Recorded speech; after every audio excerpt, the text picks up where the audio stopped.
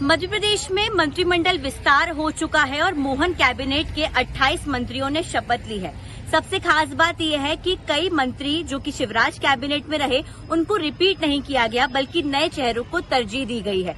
17 ऐसे मंत्री हैं जो कि पहली बार, खास तौर से अगर बात की जाए तो वो मंत्री बने हैं। विधायक वो लंबे समय से बनते आ रहे हों, लेकिन वो पहली बार मंत्री बने हैं। लेकिन ये मंत्रिमंडल काफी शॉकिंग रहा, क्योंकि यहाँ पर कहीं ना कहीं कई ऐसे चेहरों को लाया गया है जिनकी शायद किसी को उम्मीद नहीं होगी। लेकिन कुछ ऐसे जिले हैं, कुछ ऐसी जगह है जहाँ से मंत्रिमंडल में किसी भी चेहरे को जगह नहीं मिली। कई ऐसे जिले हैं, अगर बात की जाए तो देवास, नर्मदापुरम, विदिशा, बैतूल, बुरहानपुर, उमरिया, ये ऐसे जिले हैं जहां पर बीजेपी ने सभी विधानसभा सीटें जीती हैं, लेकिन यहां से एक भी मंत्रिमंडल में किसी चेहरे को जगह नहीं मिली। इसके अलावा शिवपुरी, गुना, आगरमालवा, खरगोन, सीधी, शहडोल, अनूपपुर, टीकमगढ़, निवाड़ी, डिंडौरी, ये ऐसे जिले हैं जहां पर जो है बीजेपी ने सीटें जीती, लेकिन यहां से भी मंत्री नहीं बनाए गए।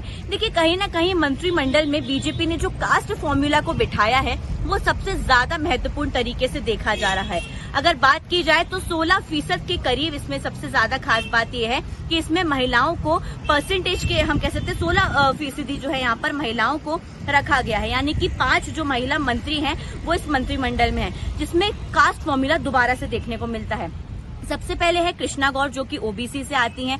फिर है, अगर बात की जाए, राधा सिंह, जिनके ससुर जगन्नाथ सिंह को काफी ज्यादा आदिवासियों के बीच में जाना पहचाना जाता है और वो पहली बार की विधायक की चितरंगी से, और वो भी मंत्री बन गई हैं। हालांकि पोर्टफोलियोज का डिस्ट्रीब्यूशन अभी किसी भी मंत्री को नहीं हुआ है, तो सबसे बड़ा सवाल ये पैदा होता है, जो 18 कैबिनेट के मंत्रियों ने शपथ ली और इसके अलावा जो बचे हुए स्वतंत्र प्रभार और राज्य मंत्री हैं, उनको क्या पोर्टफोलियोज दिए जाएंगे। लेकिन कहीं ना कहीं इस भीड़ में कुछ, हम कह सकते हैं, बड़े चेहरे पीछे छूट गए।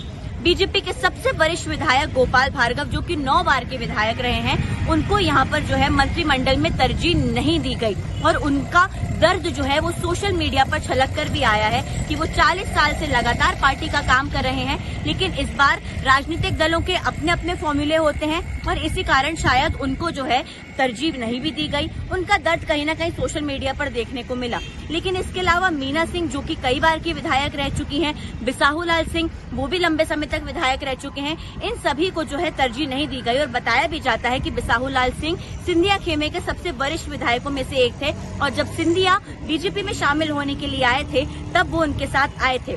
लेकिन कहीं ना कहीं अभी भी सिंधिया खेमे को इम्पोर्टेंस तो दी गई है, लेकिन थोड़ी कम दी गई है, क्योंकि सिंधिया खेमे के कई मंत्री जो है वो हार चुके हैं चुनाव। इसी कारण जो है ये बताया जाता है कि सिंधिया खेमे को थोड़ी सी जो है वो कम इम्पोर्टेंस दी गई है। लेकिन अब एक नया सवाल पैदा होता है कि पोर्टफोलियो डिस्ट्रीब्यूशन का क्या, क्योंकि अभी जो 2 नए, हम कह सकते हैं, और बड़े चेहरे हैं मंत्रिमंडल में, वो है कैलाश विजयवर्गीय और प्रहलाद सिंह पटेल। इनको मात्र कोई छोटा सा विभाग देके तो नहीं छोड़ने दिया जाने वाला।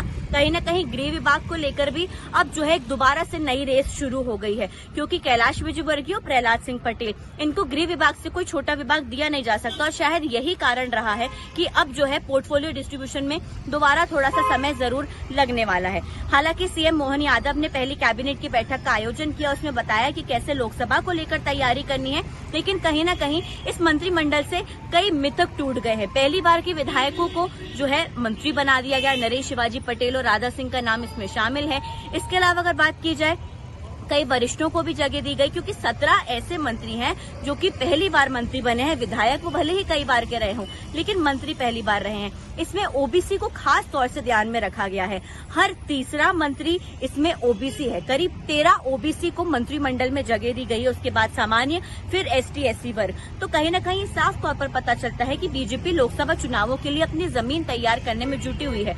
और क्योंकि मंत्री अपने क्षेत्र के सबसे प्रभावी नेता होते हैं, इसी कारण से उनको जो है खास तौर से यहाँ पर तरजीह दी जा रही है कि वो लोकसभा चुनाव के लिए भी इक्वल तैयारी करें। लेकिन कई ऐसे मंत्री जिनको जगह नहीं मिल पाई, प्रभुराम चौधरी हो गए, मीना सिंह हो गई, जो कि शिवराज कैबिनेट में मंत्री थे, उनको जगह नहीं दी गई।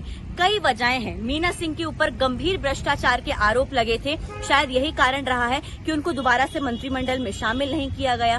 प्रभुराम चौधरी को लेकर भी देखिए, कहीं ना कहीं कुछ चीजें बैठ नहीं रही थी फिट, इसलिए उनको शामिल नहीं किया गया। लेकिन ये मंत्रिमंडल एक बहुत ही संतुलित मंत्रिमंडल माना जा रहा है। लेकिन जिस तरह से दिल्ली का इंटरफेरेंस मध्य प्रदेश में है, ये साफ तौर पर बताता है जैसे मुख्यमंत्री का चेहरा, मंत्रिमंडल के चेहरे सब दिल्ली से तय हुआ है, तो मंत्रियों के पोर्टफोलियोज भी दिल्ली से तय होंगे और दिल्ली से लेकर भोपाल तक अब इसकी हलचल दोबारा से शुरू हो गई है। कैमरा पर्सन अभिषेक सिंह के साथ भोपाल से अमृतांशी जोशी।